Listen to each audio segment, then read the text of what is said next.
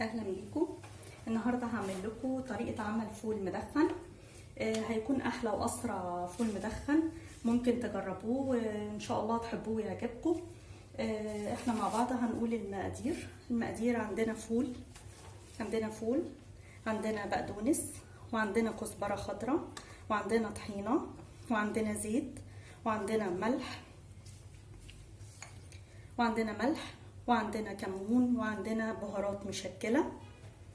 هكتب لكم ان شاء الله المقادير.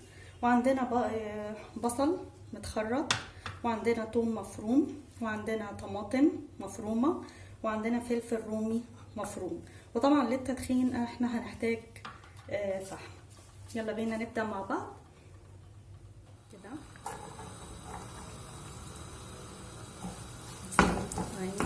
نحط البصل،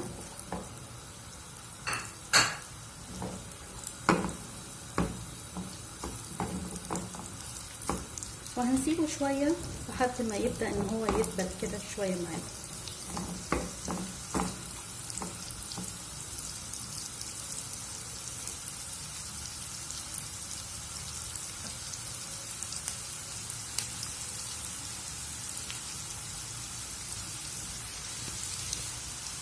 طبعا اول ما البصل ما يبقى لونه شفاف، يغير لونه ويبقى شفاف، هنبدأ نحط له معلقة كبيرة من الثوم المفروم،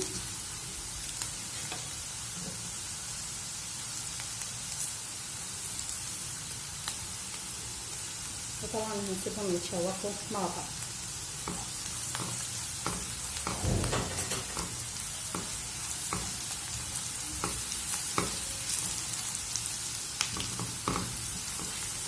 نشوحهم كويس.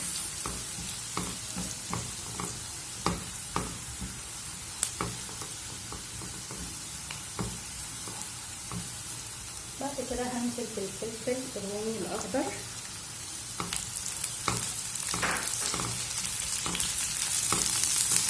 نقلبهم كده مع بعض كويس.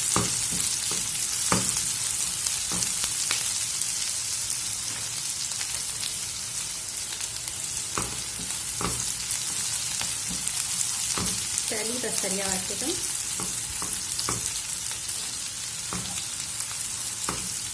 وبعد كده هنزل بالطماطم،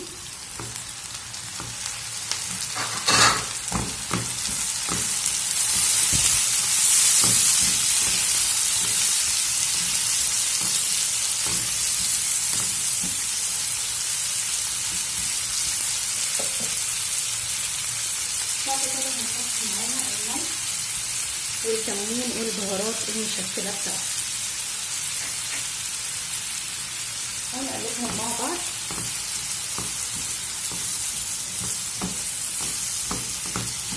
وهنحط لهم شويه كزبره خضراء،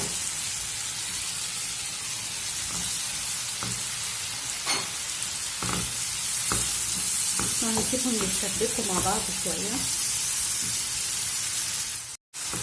طبعا انا سبتهم يتسبكوا شويه، يعني لحد ما الطماطم كده تدبل نوعا ما. وبعد كده هحط الفول،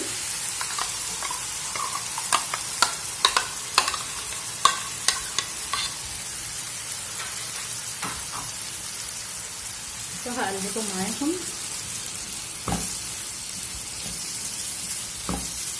على نار هاديه. هوطي النار وهسيب الفول يتسبك مع الطماطم والخضار بتاعي. هسيبه لمدة 10 دقايق كده على نار هادية، وبعد كده هولع فحمة علشان اديله طعم التدخين.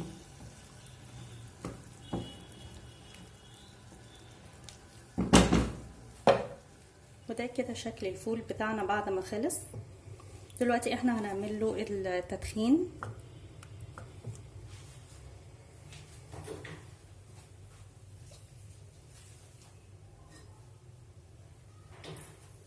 هنحط فحمة، هنحط بس شوية زيت، نقطتين زيت عليهم،